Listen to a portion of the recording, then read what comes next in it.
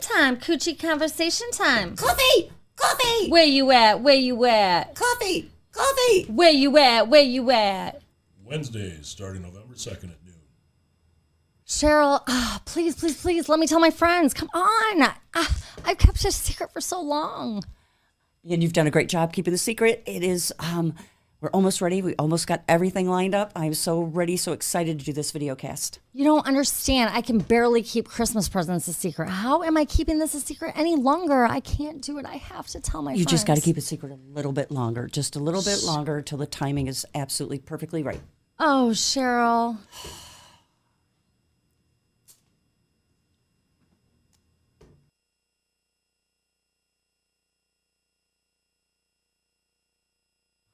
Hi, Larry.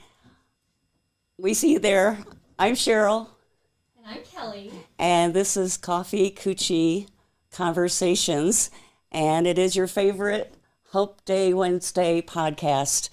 Today we have a special guest zooming in from Chicago, Illinois. Let's do that mic check again, Larry. Make sure we can hear you. I think it's, hold on. Okay, hold on, Larry. Bring him back. Yep, hold on. Button I want to press, can't press. Hold on, we're going to get you. Hey, Larry, we've got you on mute. We're going to get you off mute. There we are. There we are. There we can hear you. Yep.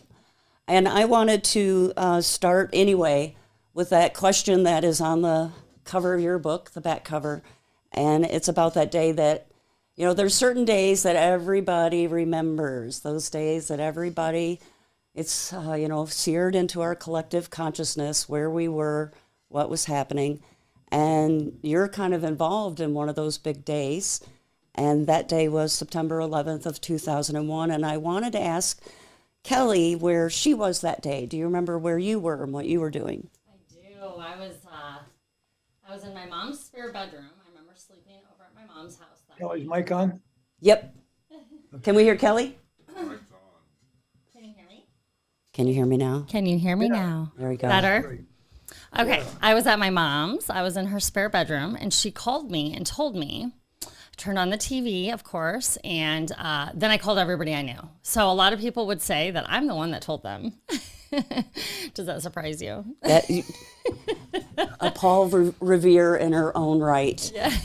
That morning, I worked for Panasonic Corporation of America in Elgin at that time, and I was getting ready for work and watching the news, and they came on, and I saw the second tower hit. And I called my husband first, who was working in Chicago with the Sears Tower, made sure he was okay, and then I called work to ask them what to do. And I called school, and the school said, make it a normal day for the kids. Bring them to school. You didn't And call me? I didn't know you then. Oh, Our timeline starts slightly after that because September 11th of 2001 is why I became a hypnotist. Okay. I took my buyout. They offered, who wants to quit? Corporate America. I was one of those people that jumped up and down and said, pick me, I'm ready to go. I want to be of service to people. Wonderful. And of all the choices, all the things I could have gotten into, I chose hypnosis and hypnotherapy. And Wonderful. That's the path that led me to running across your path. Yeah. So where were you on September 11th of 2001? Well, I was watching TV also. I was watching TV in Baghdad, Iraq, with Uday Hussein. Uday Hussein being the eldest son of Saddam Hussein. And I remember there was one of the guys, I'm trying to think of his name, Ali. So Ali says, look, that's your country. And I see the towers falling. But the TV was in Arabic, and so I didn't understand a word they were saying. I thought it was a science fiction movie. And I said, oh, yeah, that's interesting. Yeah. And I'm watching it without any emotion. I'm watching it as though it was a movie. I thought it was a horror film, some kind of sci-fi movie. And they're screaming and yelling in the room. We were in a room, a larger room, and we were screaming and yelling, look. And So it took me a while. Then I realized what had happened. Now I was stuck in Baghdad, Iraq until the 19th. That was September 11th. And I was stuck there till 19th because if you might recall, the world became a no-fly zone. That's exactly right. And the thing is all of us went through that, even though it was in our language and we were seeing it in English, we all went through that shock of, am I seeing what I'm really seeing? Yeah. And is this real? It felt like a horror movie. Yeah. So like a horror movie. Good wording. Yeah. that's exactly I think everybody watching, your brain doesn't wrap or comprehend what you're seeing. So let's back up a little bit and backtrack now that we all know where we were on that day. And how did you get there? Why would, if I remember right, in 2001, there was an embargo. It's not like people were vacationing in Iraq. No, in fact, I have a friend, Barb Duranda. She was a travel agent at the time, and I said to her, I said, "Tell me, when I travel to Iraq, what should I do?" And she says, "You can't travel Iraq. There's no travels to Iraq." And I went on Google, and it said, real big letters. It said, "Do not travel to Iraq. If you're there, leave immediately. It's dangerous." Well, Larry Garrett doesn't listen to that crap. It takes risks. Badass. Yeah, but I might share with you the honor of this was that I was the first American allowed in Iraq since 1991, which was the previous Gulf War, and I was invited by the Saddam Hussein family. And I was the first American, I was the only American ever to sit and talk with and spend time with Uday Hussein on a personal level. Remember, Uday Hussein was not a very liked person. But Cheryl, you know me for many years. I attempt not to judge. I am who I am. I love people. I love everybody. And I believe there are no bad people. There are just people who do bad things. And Uday Hussein was no different. I spent 60 hours with him total. I was there twice. I was there in April 2001 or 2000, and 2001, and 2001 September. So what would be the odds of first me being invited to Iraq, being the only American invited there? And secondly, what would be the odds of me being there on September 11th? We both have the spiritual belief, Cheryl, and we believe in the universe, and the universe takes care of us, and Amen. And we go with it. I just go with the flow. So your background, I know you've been doing hypnosis a long time. How did they find you? So if you could tell me about your background and also was this connection made that they managed to find you in Chicago? Well, I trained in hypnosis in 1968, and I opened up my first professional office in 1970. So that's going on 53 years in October. And I was about 12 years old. Yeah, I know. I'm just watching the heads calculate the time. Well, what was he, 12 when he started? 15? So anyway, I that's my background. So my background is that I was a real what do I want to say? I was a pioneer because at that time we had 3 hypnotists in Chicago. Hypnosis was not a commonly used profession, but I had this wonderful mom. I was really a mama's boy, and she said, "If you love hypnosis so much, quit your job and do it full time." And I made and just like that with right? You do your mom well, yes. So I was so naive. I said, okay. But I really had to do work on side jobs for many years because my first year in hypnosis, I grossed $3,600. Now, $3,600 in 1970 was probably a lot more today, like maybe 20,000. Still poverty. And but little by little, it started increasing. And today I love my profession. I look forward to it. I still see clients. I do better than I've ever done. When we do something many years like yourself, Cheryl, we get good at it. When you were doing some performances, weren't you getting better and better all the time? Without question. And Kelly here, believe it or not, this is episode 12 for her. And doing podcasts, period. She didn't even... this hit her out of the blue in the respect of, and I threw her in it in a sink or swim situation.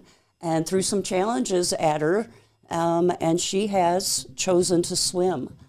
And so she's quiet now because she's listening and absorbing all of this. But, you know, it's her first time hearing it, as with a lot of people are hearing this for the first time today.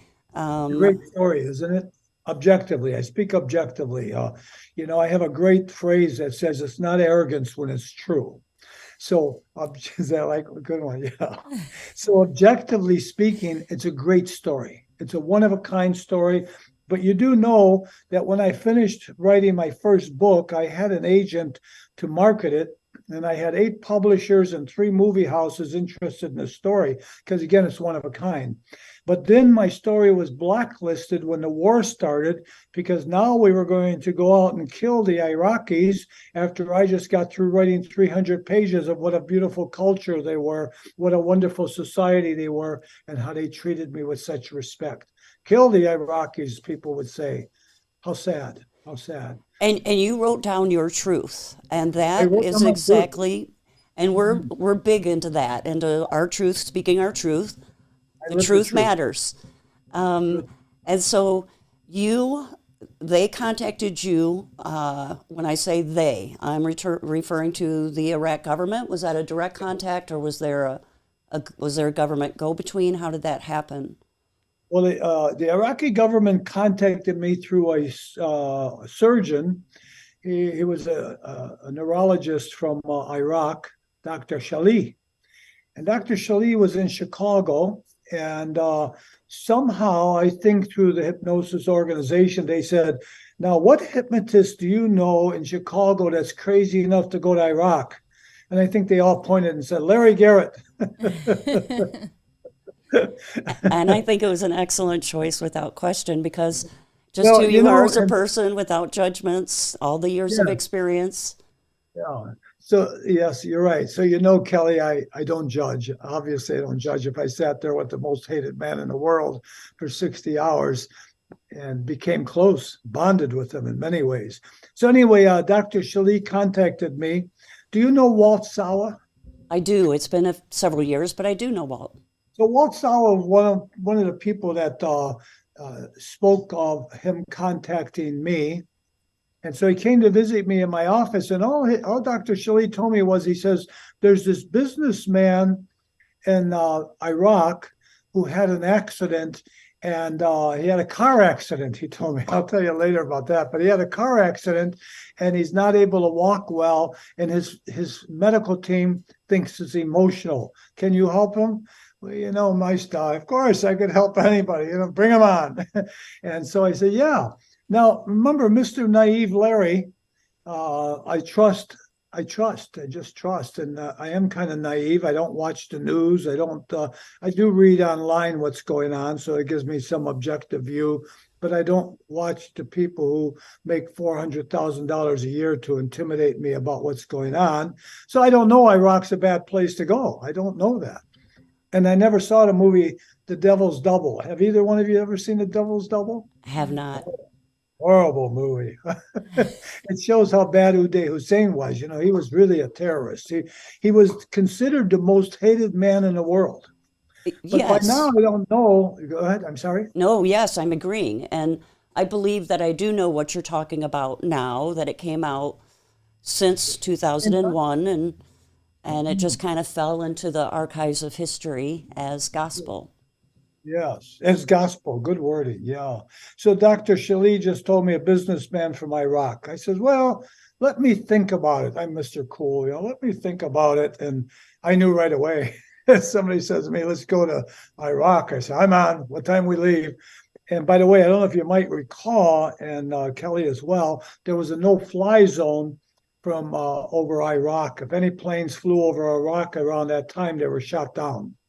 This was before 9/11, by the way. This is just, Iraq was on embargo. You mentioned that at the beginning of the program. And an embargo consisted of, they could not have any kind of item shipped to them legally that would consist of military use. Well, everything's military use. You know, this iPhone's military use. This cup and the glasses of military use. So they were really in kind of a impoverished situation. So, but of course, the leaders, there were two cultures in Iraq: poverty and wealthy. That was the Right. two. And so Dr. Shelley mentioned it. I said, I'll get back to you. So I gave it a couple of days and I mentioned it to a dozen friends. And every friend or family member that I mentioned it to, don't go, it's dangerous. Well, they watched the news, so they knew. I didn't know. And but I'm going. I'm going. I remember saying I'm going. So I called Dr. Shelley, and he had me then contact another person from France, and his name was Elish. I put different names in the book, but it's long gone now, so I could use the real ones. But his name was Elish. And Elish got on the phone, and he started convincing me how safe it was. Well, how do we get there? He says, well, you fly to Jordan. He says, and in Jordan, he says, we drive a brand new, he emphasized, brand new SUV to Baghdad. But don't worry because we will have armed guards with us. Well, I wasn't worried till you mentioned armed guards.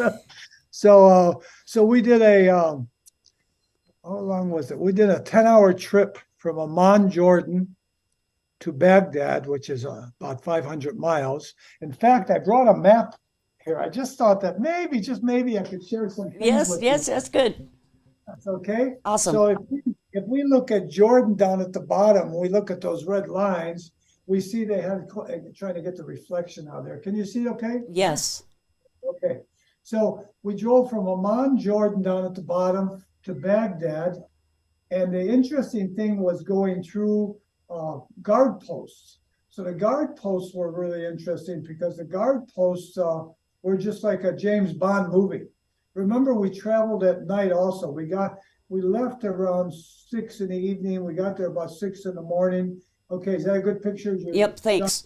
And Yep, That's and right. were you with that surgeon or with you the man from France plus the armed guards? the man from France. Yeah, Okay. the surgeon and I lost contact once I agreed. Okay, Yeah, he was Uday's surgeon. okay, So then we set it all up. I got an expedited visa. Passport, and I received the first visa issued to an American going to Iraq in April, and then I have another one. I don't. I could bring. I have a bag full of stuff. We don't have time. I should have been prepared. Excuse, I should have, but I could have been prepared. right. But I've got a visa, and so we got in this SUV, and it was a Frenchman, an Iraqi, a Jordanian, and an American. Boy, talk about the League of All Nations.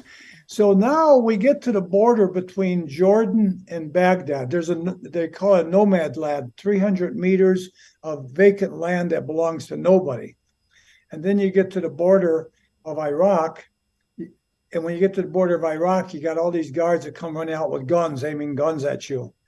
And that was like a James Bond movie, a big metal building, one of those steel buildings, and it was an exciting venture. I felt like I was in a movie. my could heart keep rate is going. increasing just listening. Yeah, thank you. And so now there's an exciting part also. Plus, these guards are not dressed in uniforms; they're in plain clothes, so we don't know who they are. They tore our car apart, searching for stuff. And they even found it suspicious that there was an Iraqi, a Frenchman, a Jordanian, an American riding together. And they had received notes the day before that we would be coming. I had a letter from Iraq saying that I was going there for humanitarian reasons. Okay, that So was one of my questions. Yep. Yeah, and so they didn't want to let us in because we were supposed to be there the day before, but I had missed my flight. I mean, talk about crazy things, right? I missed my flight to Jordan. No, I'm sorry, from Jordan. Yeah, from France to Jordan. I had to fly to France. From France, I flew to Jordan, and my flight in France took off. So I was stuck in Paris for a day. Imagine being stuck in Paris for a day without a lover. It'd be a long day, I guess. Long day. It could be a very long Dude, day. right? So, I mean, I just, I have tidbits. The place of But if- lovers. but That's if- right, listen, France. but if you read this book, and if Kelly doesn't have one, I'll send her one. I assume that Josh, Cheryl, you have them, right, Cheryl? that's the one I have that you autographed for me. Your first book. Yes. Great, okay. It's a good book. Plus, I always make the joke, and I say, and there's pictures. So, we'll go further in that in a little while. I'm not promoting books. I don't, I had breakfast this morning with a friend and she says, well, why don't you remarket your book now? I don't market anything. I just exist and I'm here. And I'm here and the universe will take care of me. So for the people that would like to know more and those details that we don't have time to get into or share, that is the first book. Please hold up your second book. Okay, so the second book, now remember, the American government would not publish my book, Healing the Enemy. I thought a good title, Healing the Enemy, and then subtitle, Hypnotic Nights in Baghdad. We'll talk about that and why. The second book was a man from France, Sanjay Berman, who owns Berman Publishing Companies, said, I heard about your book, blah, blah, blah, through one of the hypnotists that we probably commonly know, Don Martin. You know Don Martin? Yes, I do. Okay. Good man. So Don Martin was telling the story. So he published this book, Hypnotizing the Devil. So Hypnotizing the Devil, I get that reflection out, sorry. Hypnotizing the Devil was a book about mostly Uday. So the first one was mostly about the people and who I met, and Uday, of course, but he wanted to concentrate more on Uday Hussein. So he was focusing more on Uday Hussein. Let's see, I think I got it. Yeah, here I was talking about the visas and everything I have. That's good. There's a picture of the visas there. There's Uday there on crutches. And Uday Hussein, if you notice, he's surrounded by medical people and guards. Uday was a very paranoid man, always there. Here's a good picture of him. And so Hypnotizing the Devil, by the way, now was published in Canada. So it was good. It was good. It didn't go the way he wanted it to, because he really had an intent on making a movie out of it rather than a book. So later on, Sanjay Berman and I decided to part ways, but I couldn't use my name related to the story without purchasing back my contract from him. Wow. So I had to spend about $15,000 to purchase my name back and the rights for Hypnotizing the Devil. Wow. So then I was open. Now the next book, of course, this one here is most exciting. This is book written in Japan, in Japanese. By the way, I don't know if you've ever read Japanese, but there's Japanese. Looks Greek to me. Notice the difference in style. Okay, here's the difference in style. I put a nice picture of Baghdad in there, and Uday Sanjay puts a picture of the brother or the son and the father. And then in Japan, they put a nice picture of me surrounded by the Iraqi children, and they're all excited. Oh, American, American, American. So this is going to be the greatest gift of all, Cheryl and Kelly. It's the honor that the Japanese people have an interest in the story. And I couldn't purchase that. I mean, you can't, there's certain things in life you cannot buy.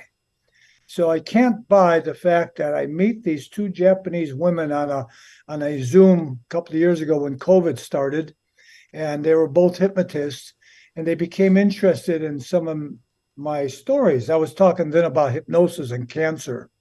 I don't know if you mentioned it, Kelly. I'd gone through cancer, and with hypnosis and everything, I pulled out of it good. And so, yeah. Oh my gosh. And so they got on that Zoom, and we started connecting. And so Yukari Kumi, she said, would you be okay if I wrote your story in Japanese? I says, yeah, I sure would. And that's how it started. So now we're moving along. So the story is moving along 20 years later, 22 years later. It's like, writing a book about Hitler. People still know Hitler.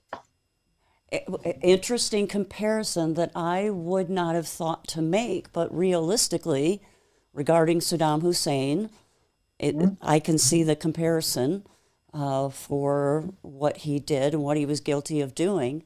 But yes, your book was titled Healing the Enemy, with a focus on the positive. Right. And you had how many movie people? How many movie studios looking at it? Three movie houses and 8 book publishers interested in the story before the war started. And for those that may not be connecting the dots, go ahead and tell us what year that happened and when and how that went down. Or So then I had because this you kind agent. of, Oh, go ahead. I'm sorry, Cheryl. Go ahead. I was going to say, you kind of, you got a connection to that too, you know. I do. I do. Yeah, the universe is always there to challenge us. You know, you mentioned about Kelly being on 12 of these episodes and she's swimming now. And I always think about bungee jumps. Do you know Mary Rothschild?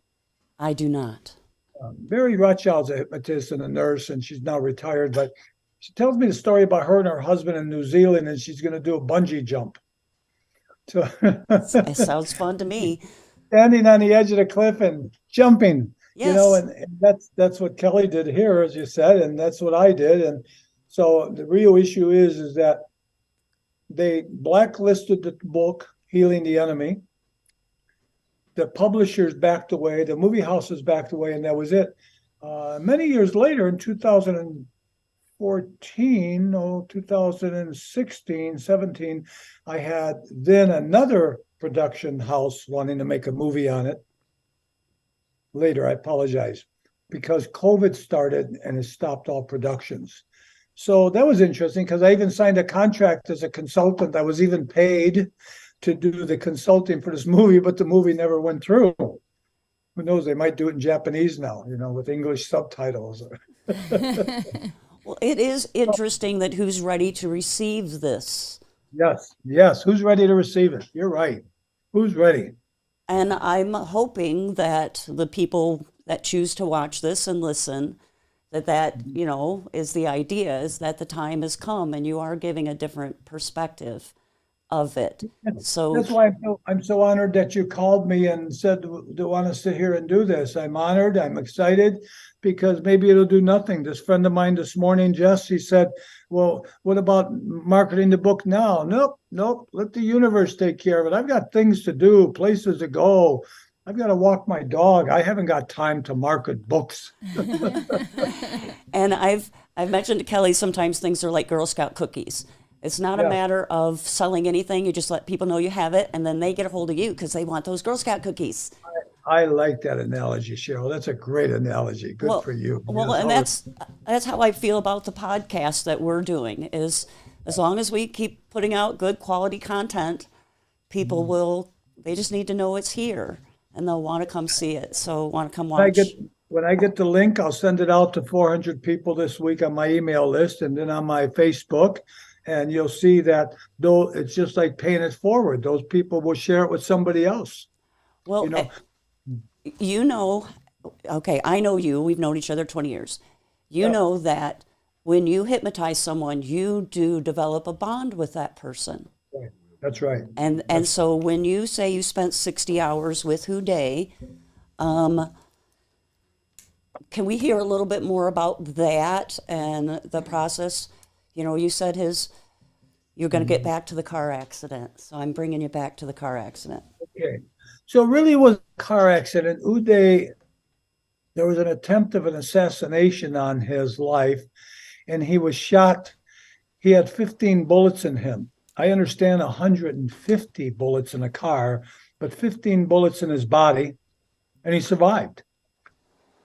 So it wasn't a car accident. It was an attempt assassination. When you watch the movie The Devil's Double, I think the movie ends with him in this car being shot. And the idea is that he is now shot in the lower left leg and he's unable to walk. So he does surgery and they grafted bone onto his lower left leg. But he walks with a stutter, they called it. It wasn't a limp. His left leg would go like this before it would touch the ground, because in his mind, he didn't want to put pressure on that leg. So you can imagine the feet walking and this leg always. Okay, you guys, hold on. We had this problem last time, Larry. Sonny's going to help us out here. I think we're still good with being live on the coffee Coochies, but it's losing and getting Larry back. And this happened with Kurt right when he started to read his story. And as soon as it was getting to the really good part of the story, the same thing happened. So, got to get him back because he's really getting to the good part of the story with Uday Hussein. And you do want to hear, that part. So we've got Sonny in here and Josh, got 2 producers to fix it, and Larry will get you back. So yeah, he's at the best part of the story with Uday. I hear you. And well, I don't see him, but I know they're getting him back. He says he's in the waiting room. Hi, Larry. You are in the waiting room. Hi. I had to go to the bathroom, Larry. I hypnotized you and everybody else for like just 60 seconds while I went to the bathroom. Good commercial time. Yes, I had to go pee, Larry. I put you all on just Cheryl, you're reading my hold. mind. I was going to make a joke and I was going to say, gave me enough to go home and go pee, but I didn't want to say that. But thank you for saying it. We're friends. It's all good here. But the funny part of it is when Kurt was with us, and he was here 2 weeks ago. He just written his first book, a children's book, and he had just started reading the book. Swear he was at where it was just really getting good, and it did the same thing. Here we are with you. You are just getting to the part about Uday Hussein and the car, and a shot up car versus a car accident, and lo and behold, we lost you. Okay, so Uday had surgery, multiple surgeries. He was actually bedridden for 3 years. Wow. So I think about the consciousness, as we know hypnosis in the mind well, Cheryl, that the consciousness of a person's mind who is in bed for 3 years has to alter. Without question. So maybe I met a different man because of that. I know I was in bed for 13 months, actually 7 months, but 13 months that I was off work and healing from cancer. And during those 13 months, my mind was everywhere that it had never been before. And I created new ideas with hypnosis, new techniques, new ways of doing hypnosis. And I had all that going on because I was laying there doing nothing. So I think about Uday being in bed for 3 years. He wasn't able to point guns at people. He wasn't able to rape anybody's wife. He wasn't able to kill anybody. So he laid in bed like a vegetable for 3 years. And I kind of have a feeling that may have changed him a little. Maybe not. But for me, he was a good man. He treated me with respect. He spoke to me kindly at all times. I remember him saying to me one time, he looked at me and he looks right at me and he says, "Mr. Larry, how come you're not scared to be here?" And I just smiled and I said, "If I invited you to my house, would you be scared?" And he just laughed. So he invited me. Why should I be scared if somebody invited me? You know, when I got back after the first time and then again the second, I was interviewed by the FBI and the CIA for hours and hours. One time it was 15 hours. But many times they interviewed me and, asked me all kinds of questions about what went on. And that in itself was another exciting story. I mean, Cheryl, I don't know how much time we have here, but we need 3 days to tell the stories. But we will highlight them, make them hungry for more. Well, and that's just it. I've had that pleasure of spending time with you over the years and getting to hear at different times. Yes. You did... At one point, there was someone that did was it a biography on you? Or was it just someone coming in to learn about you, to document, a documentary? That's the word I'm looking for. Oh, you mean on Iraq or on other things? On you and Iraq. You know, I've had many things done related to this issue with Iraq. Right now, I have an American Iraqi man, and he's in Texas, and he heard about my story about a year ago, but he didn't have the book, so I recently sent him both books, and he wants to do a documentary on the story. I was offered a documentary around 2012, but it never pursued. You know what the publisher said to me? The people doing the documentary said you weren't excited enough. Well, My feelings are is if it's there, it's there. And if it's not there, it's not there. What am I supposed to say? Oh my God, I'm so excited. I can't wait till it. No, it's not Larry Garrett. You remember Cheryl, they used to call me at the hypnosis conferences, laid back Larry. And this is how I got to know Larry. They, for instance, at the Mid-America Hypnosis Conference, keep Larry. He does other things throughout the weekend, but on Sunday, you are the person that closes up the conference, the one that people stay around for, and there are no other classes going on, so you have several hundred people, more. I usually gravitate towards the front so I can make sure I get to see and hear everything. But you are a person people want to listen to, they want to talk to, and they want to hear this story, but also just your no judgment, peace and love message, because I can personally vouch when you walk away after talking with you, you do feel better. You just carry that with you. And Thank you. And so I can see where Uday was responding to your energy, Mm-hmm. and then you responded to his. I can see that. I don't know how he treated his servants. You were the one that was there. I don't know if he had servants or anything. But Uday was a tough man to his servants. And, hypnosis well, Cheryl, and I'm sure that most people watching this might know something of it. The first time I hypnotized Uday Hussein was a great story because we were in this large medical kind of room at the hospital, at the local hospital. And there were about 15 people in the room. Remember, Uday was a very scared, paranoid man. And that would lead us to the end of the story later about the Americans saying, we killed him and his brother. I have stories of that too. So Uday is in this large room and he's sitting in a chair at that time. So we're going to have him lie on this, I think they call it a gurney, where like kind of patients lay on to do the hypnosis. And as a stage hypnotist, boy, you need to command control. You need to say, sit there, don't move. You're resisting, go back to the audience, And then, it's like the magician. Kelly, if you're not real familiar with the analogy of hypnosis is to the mind what magic is to the vision.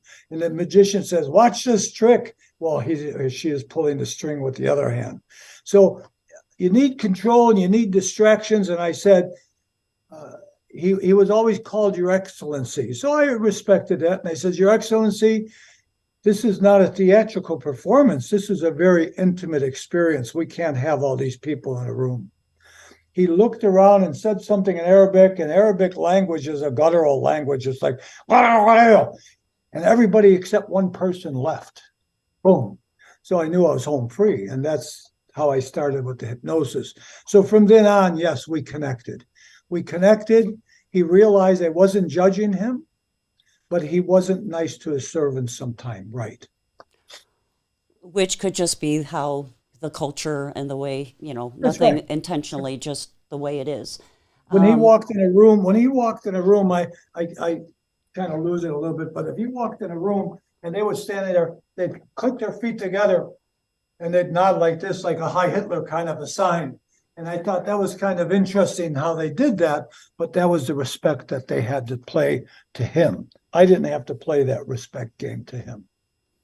And so you said this was something that he hadn't been able to walk for 3 years. They brought you there one time, you worked with him, and then they had you come back again and work with him. Yes. He couldn't walk well for 3 years when I saw him. He walked with this hesitation. So the third day, by the way, he couldn't go up and down stairs properly. He'd go up and down up a stair like this. 1 foot here, drag this one. 1 foot here, drag this one. Because when he dragged the left leg, it would shake, and he put it down, up, shake. By the third day, he was walking stairs without any difficulty. By the third day, he was walking without the stutter.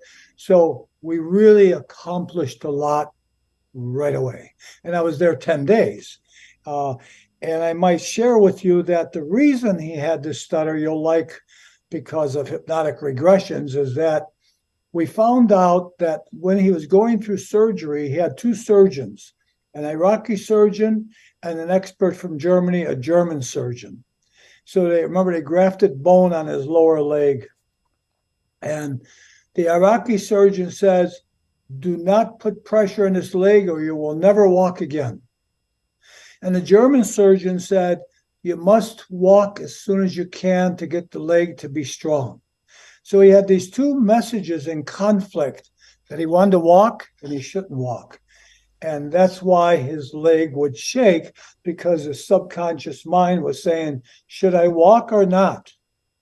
Continually.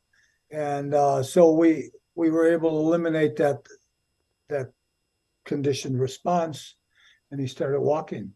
I smile the way as big as I do, because I don't know if you remember, you referred someone to me because logistically she was closer to my office, my clinic, who was not able to keep her eyes open and had a medical condition where she could not keep her eyes open.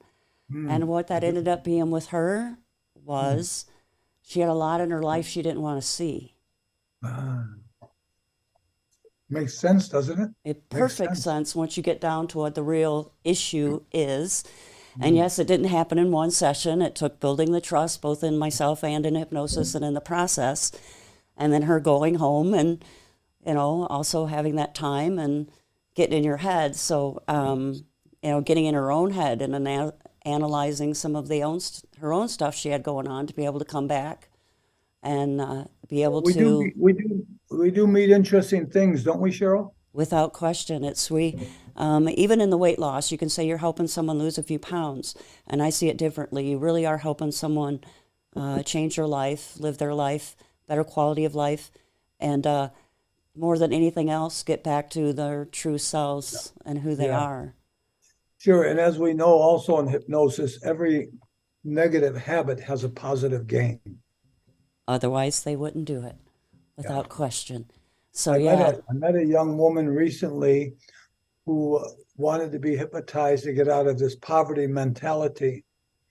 So I've learned a new skill in hypnosis, Cheryl. As I said, I was laying there with cancer for a year.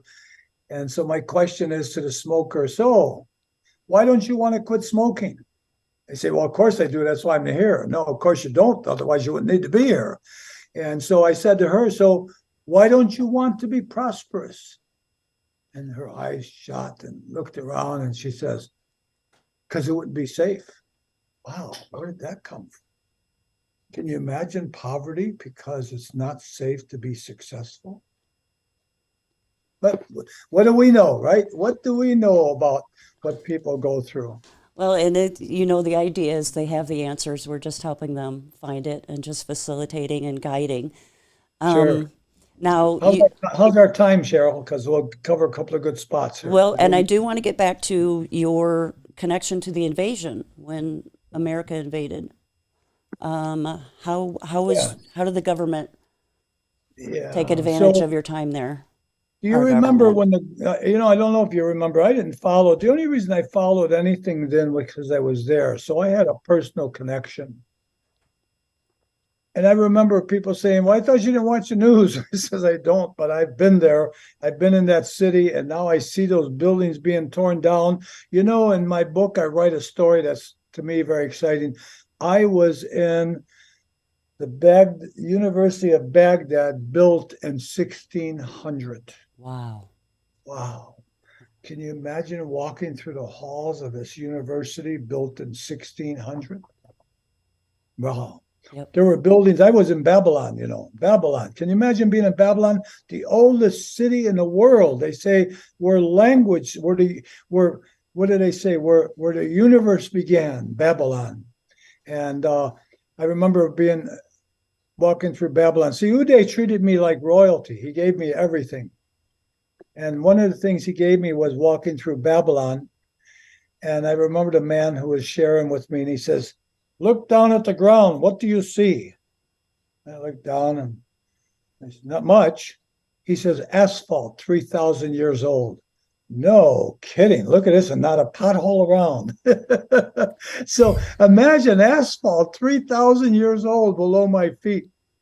So anyway, I go back and tell you those stories because there was just so much. And also in the book, we talk about we talk about the Sufis, and one of the things that Uday Hussein had me going to visit were the Sufis, because the Sufis were the people who were able to take their mind and remove all discomforts. And I met many of them. And you might remember, Cheryl, some of them would put a knife in their head and they wouldn't feel a thing. Some of them would eat razor blades and they didn't feel a thing. And, and here's the gates of Babylon, the gates of Babylon right there. They're beautiful. Yeah. And so, of course, the Americans wouldn't destroy it all. I sound anti-American. Nope, I'm anti-government sometime about what we can do without compassion, without feelings of people. And so I say these words because we destroyed a beautiful city, a city of historical relevance and good feelings. Okay, so here's a photo of a guy and the Sufis. Look at him with those skewers in his eyes. Yuck. Yep. And so and here's a guy with the skewer in his chest. Look at it. I don't know if you get a good picture of that, the skewer in his chest. Oh. And none of these people I mean, you can see the smile on his face. He's like saying, so now the best one I have is me trying to pull the knife. Here's a little boy. Look at the little boy on the bottom of the page. Look at that skewer through his cheeks. Isn't that amazing? Yes. And one more. So I'll show you this one here. Here's a guy eating razor blades. And you might say, well, what about that? Well, I haven't got time to tell you the whole story, but these are people. And Uday said to me, would you like to see the power of God with the mind? Yeah, because he knew I was a hypnotist and he knew that I liked the mind. So he wanted me to see what the mind could do. And so he sent me to this experience, and it's like a religious experience. It goes on once a week, and these people fast and pray for 40 days. And then at the end of 40 days, they could do these physical things that you saw without any discomfort. And I do have a photo somewhere here. After 40 days. That is, yeah. And so I say to you that the power of the mind in the Middle East is much different. Here's the most relevant photo of all.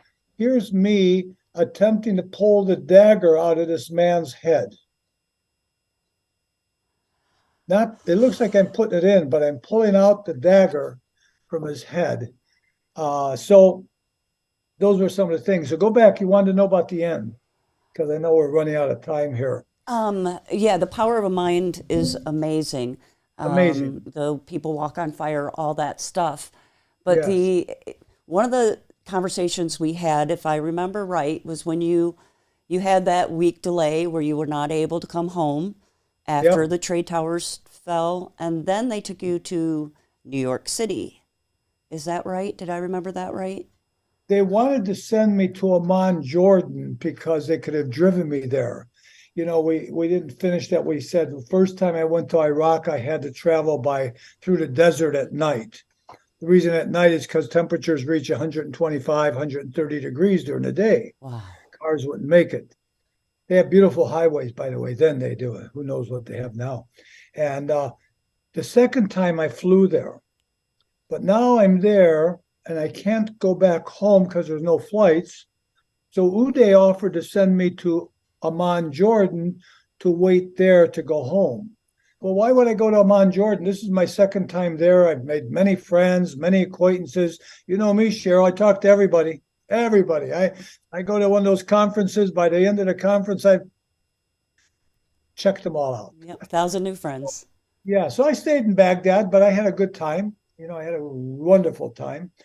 And then when I came back home, the end of the war, do you remember Uday and his brother Coochies were supposedly killed in a building 60 miles from Baghdad. And his brother Coochies, who I met once while I was there, his brother Coochies and him, now I tell you the story preceding the end of the story, did not speak for 3 years. They had no Wow. communications. Okay. Because They both were vying for leadership. Ah, Uday was next in line for leadership, but because of his style of walking, he said to me one time, he says, he says, this, he spoke good English, by the way. This is a very macho society. He says, they want to see me strong. They don't want to see me walking with a limp like an old man. Okay. And now in the meantime, his brother's going to be in charge if Uday doesn't start walking better. Excuse me. So there was some conflicts. So his brother and him didn't speak for 3 years. Now, remember the preceding stories, Uday was very paranoid and always had 5 or 6 armed guards. And I don't mean just guards with guns in their holsters. They would have their guns in their hands at all times around his house because he was so paranoid of being hurt and killed. So now we have a war coming on. The Americans are coming. yes. Here come the Americans. So Uday says to his brother, come on, brother, grab your 12-year-old son and let's go to a building without any protection and wait. Doesn't make sense. Doesn't make sense. You see, I see Kelly shaking her head. No, it doesn't make sense. Why would you bring a 12-year-old boy, a brother you haven't spoken to in 3 years, as paranoid as you are without any guards, and go to an unprotected building, by the way, which didn't even have sides to it to protect them from side to side? And then they were killed. And the American says, we know it was Uday because of dental records. There is a lot that doesn't make sense that a lot of people know about. And what I enjoy about this so much is we're not getting anything diluted. We are getting it, straight from your side. And so their reaction to it, when they come and told you and you watched it, you watched those towers fall, their reaction was? Well, that's a good question. Good. You must remember parts of the book. So Uday said to me, as this happened and the towers are falling, he says, he always called me Mr. Larry. He says, Mr. Larry, he says, your government will blame us for this. I said, oh, no, how could they? I says, I'm here, you're here. If he's a leader of a country, he should be out at war if this is what he did. But while it's happening, we're sitting there watching TV. And I said, no, they won't. In fact, I tried to get him to do a video. He wouldn't do it, but he checked with his father, and then his father said no. But they did go and blame them, didn't they? Hindsight's 2020. But they didn't really blame them, did they? They didn't really blame them. What they did is they said they had weapons of mass destruction. Dun, dun, dun, Yeah, dun. other than the wealthy people, they didn't even have cars. They didn't even have clothes. They were such impoverished people. They were in such poverty. And weapons of mass destruction. Yeah, I guess we could say Saddam Hussein may have had stuff like that. But to go and kill 1 million innocent Iraqis because President Bush, if you might remember, said, he made a statement one time. I don't watch the news, but I heard this statement because I was watching the news then. And he said, that man hurt my father, meaning Uday Hussein. So it sounds like there was a personal vendetta there, doesn't it? That man hurt my father. There's a whole lot to that. The 911, one of the first comments that came up was, which we do have the chat that people can join in and ask questions or comment. And the first comment that come up was that people say that 911 was an inside job. Yeah. And that comment's been sitting out almost the whole time you've been talking, just floating out there. Well, that person with that comment, I will personally comment to them. If they read, I think it's chapter 8, it speaks about a man coming to our country. He called me and he said, can you connect me with any government people? Do you know Joe Triani? Do you know Joe Triani? I don't. No, he's been a friend of mine, a mentor for many years. He has a strong government connection. He's one of the leading experts in terrorism in the country. Oh. He's the one who set up getting a visa to go to Iraq and permission from our government and things like that. All right, that makes sense now. So Joe Triani and I met with this man who had great stories in August about things that were going to happen soon, and our government needed to know. So this man met with an FBI agent and a CIA agent, same ones that I had met with. And after the meeting, about an hour, we had dinner, and I said, so what happened? He says, well, your government people told me if I was not on the next plane to go home, they would take my passport away. So that was interesting. So this comment about inside job, I don't know. I did want to show you a picture here of the University of Baghdad from 1226 AD. Wow. Imagine. But of course, a lot of those buildings are now gone. So I say those stories to you because I have sadness of these stories being gone like that. So I like what your person said. Here's myself and the physical therapist standing in front of the Al Rashid Hotel. And if you see former President Bush's photo underneath, that was the first things the American military destroyed when they got to Baghdad. Because to them, were you able to see Yes, that? and I can read even the caption, President Bush's snarling face square. Yeah. Snarling face square. I never heard of that. I remember that on the news when they got to Baghdad. The first thing they did was tear up this tile in front of the Al Rashid Hotel. War is destructive. Really? Yeah. Yes, it is. Yes, it is. And you Yeah. flew into being the first American to do all these things. You flew into the airport in Baghdad, and an American had not done that. That's right. That's right. Since 1991. And so, How about the Amaria bomb shelter? Did you bring that one up? no. The Amaria bomb shelter was a shelter for women and children. There were 420 women and children in the Amaria bomb shelter. I'm looking for the photos. We talk, and the Americans bombed the bomb shelter, and they said that they made an error. And the error was that they thought it was an artillery place. Right. But the bomb shelter was carbonized inside. And I took a tour of the bomb shelter. It's now a memorial. And I have videos and photos of it. And you could see carbonized hands of the young children on the ceiling. You could see a carbonized image of a woman against the wall. It was just children under 16 and women, mothers there, and they slept on bunks. And the highest bunks were the children because they thought they would be the safest up there. But when the bomb came in and incinerated it blew the children against the ceiling. Here is a visa from September 11th, well, actually September 9th. First visa given. Yep. Wow. Yeah. And so these are, you might say they're proof. I don't need proof. I'm just sharing with you because I think there's an interest. Here you talk about a flight, one of the first airline tickets given to Baghdad. They really made some, I want to say, some personal issues of making it okay to go there. But look up the Amaria bomb shelter. Just hearing about it, I'm not positive I want to. Yeah. I'm not one to watch war movies. I'm not and we do have soldiers that followed orders, did their job. Yeah. And having, again, that no judgment zone and compassion for the ones that didn't know when they did it, what they were doing. And you know as well as I do, a person can only make the decisions based on the information they have at the time. Yeah. And our government is what it is. I want to ask Kelly if she has any questions. She's had about an hour to absorb a whole lot of information. Tell us, Kelly, and I'll show you a picture of the Amaria bomb shelter too. And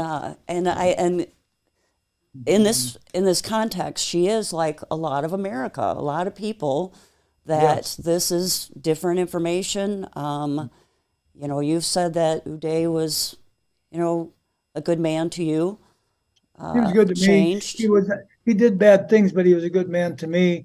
And the story is, I might comment, then Kelly could comment on this one. When he was 3-4 years old, his mother would take him to the prison to visit Saddam, who was in prison at the time, and smuggle guns in his diapers.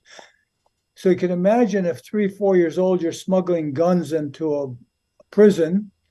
And then at 12 years old, each of him and his brother were each given guns. Why would you give guns to 12-year-olds? So I think that, the first time I met a murderer in 1983, I expected this murderer to be a very gross, ugly looking man. And he was a nice, gentle man. But people do bad things because of their background. Yes, and I think now especially taking that somehow into consideration because of the last few years, and we're going to have children that, like masks are normal and things like that. But Real bombs yes, out see, there. There's no bodies laying all over. I could do without. 400 of them. Here is a foot carbonized to the wall. Carbonized is Josh, an we have that message word. again. Yeah, I want to it's ask horrible. Kelly, do you have anything before? No, I don't have anything to say. I will say I'm a very sensitive person, so like hearing that stuff is like, oh my gosh. Right, and that was the Americans that did that. We did that in the name of freedom. War, freedom. Okay, freedom. War. Well, and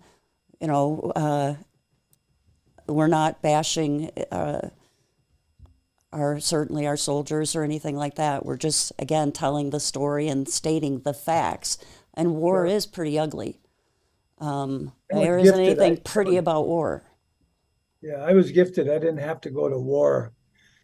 During the Vietnam War, I had a baby. I didn't have a baby. My wife had a baby. I had a son. And so I was exempt from going to war. But I wouldn't have made it because I'm like Kelly. I'm too sensitive. I'm just so sensitive. They say when you're at war, you either have to shoot the enemy or they're going to shoot you. I probably would be dead by now. Same. Yep, I get that. I wouldn't. I actually applied for a job at a prison, and I didn't even pass through the interview process because I have such a high sense of fairness. Yeah. And fairness doesn't exist in a prison system. And so they tested me right in the interview process, and I failed because I would too. So what sign are you, Kelly? Sagittarius. Okay, that's good. Okay. So, oops, sorry. Good. No, we're good. I just wanted to share, Kelly's been listening to a lot of different podcasts, not just this one. And you have a podcast, and I highly recommend it because of you. Thank you. Hypnotic Rhythms, is that right? hypnoticrhythmspodcast.com. Okay. And someone can also find you on social media, Larry Garrett. Yeah, on YouTube, I have about 30 of these little 5-minute segments, how to feel good. And so it's on YouTube, Larry Garrett, or on Facebook or Instagram, Larry Garrett. And they're just little tidbits, like we become what we think about all day long. What do we think about all day long? That's who we are, right? Little tidbits or golden nuggets. It's your choice. Golden nuggets. That's good. How you refer to that.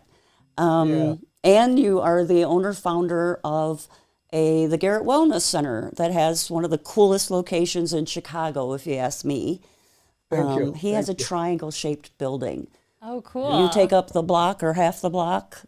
Yeah, half a block. Yeah, we're about 4,000 square feet. It's a beautiful building. It's triangle shaped. It looks like a pyramid on its side, like Oh, this. cool. Yeah, and as you say, isn't that interesting? Nice location. When I purchased that building, nobody wanted to touch it. It was empty for 5 years. And it is. It's a great location, Kimball in Chicago. And you have, it's a wellness clinic and a hypnosis clinic. Hypnosis clinic first, wellness center second. Garrett Hypnosis and a Wellness Center. But yes, you do everything. So he's got classes that are free to the public to come in. If you could just give us a little bit of that before we go. So the first Sunday of every month we have a group that meets that we just speak about good things. It's the first Sunday of every month at 1:00. We have self-hypnosis classes the second Sunday of every month. We have a men's group that meets a couple of times a week. We have yoga classes, that's the groups. And then we have acupuncture, and we have Reiki, and we have rolfing, and we have massage, and then of course hypnosis. And we have 4 great hypnotists right now doing some good things. And so I'm pretty proud of it. I had a student many years ago, Cheryl, talk about years back, early 70s. and he said to me, he owned driving training schools, and he said, you know, if you had 10 hypnosis centers on one block, everybody would do well because they'd know where to go for hypnosis. You know, it kind of stuck with it, right? Yeah. So we don't have 10 hypnosis centers, but we have one building with anything you want. And you've stayed there a long time. Alternatively. Yes, landmark location, really. Thank you. Awesome. Yes, anything? I'm glad I met you. It was nice to meet you. Thank you. Myself as well, Kelly. Thank you. Yeah. I've been watching you as we've been speaking, and I'm glad that you're sitting there and I see some interest there. And remember, we could speak off the air if you ever have questions. And, you know, somebody wants to reach me or write to me, they could go to larrygarrett.com. That's easy. And Larry's published over 100 different articles with Yeah. the Hypnosis Journal. You've won more awards than you have fingers and thumbs. Pretty sure.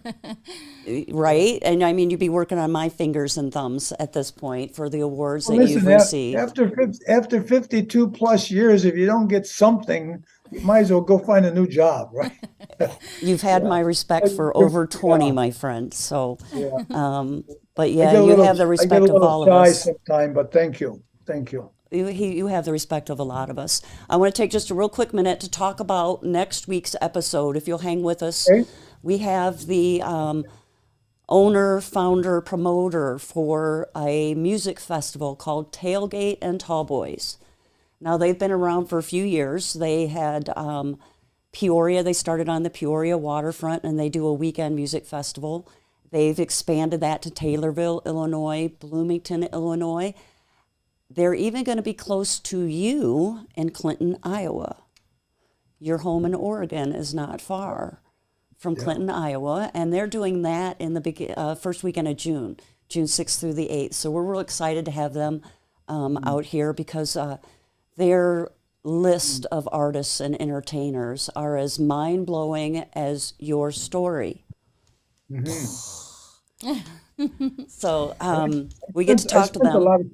I spent a lot of time in Taylorville too. In Taylorville, Illinois. We both have people that we know from that neck of the woods that we know and love. Wink, wink. Yeah. So yes, we've got them coming in next week, and we're excited to talk to them. And after that, we have a nonprofit art resource center. So somebody sounds like they got a phone call coming in, so I'm going to take that as my cue to go. Love you, Larry. I love you so much, so much.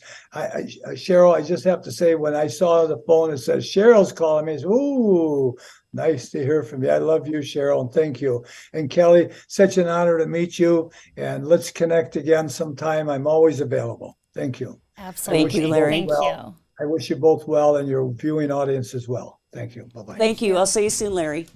And to the viewing audience, peace and love. We're out.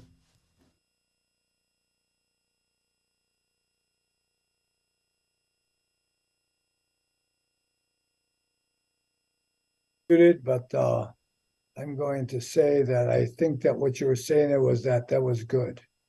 We did a good production. You're both muted. Thank you. Thank you so much. Bye, guys.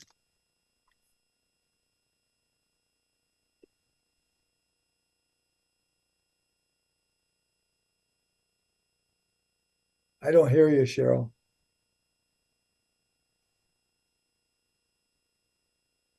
They're not letting us talk.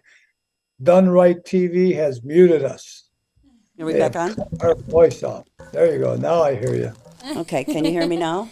Yeah, I can Like hear them you. old We're on the Verizon air. We're on the commercials. air, right? Yeah, we just went a little long. I'm seeing the clock now. We just went a little long, that's all. But, you know, you're interesting to talk to. Thank you. You're, you always have been, so.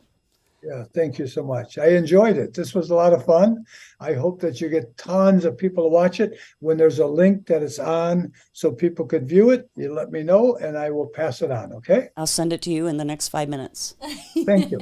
Thank I you, love Larry. so much. Love you You too. all. Talk to you later. Thank you. Bye. Bye. Bye, Kelly. And now we're off.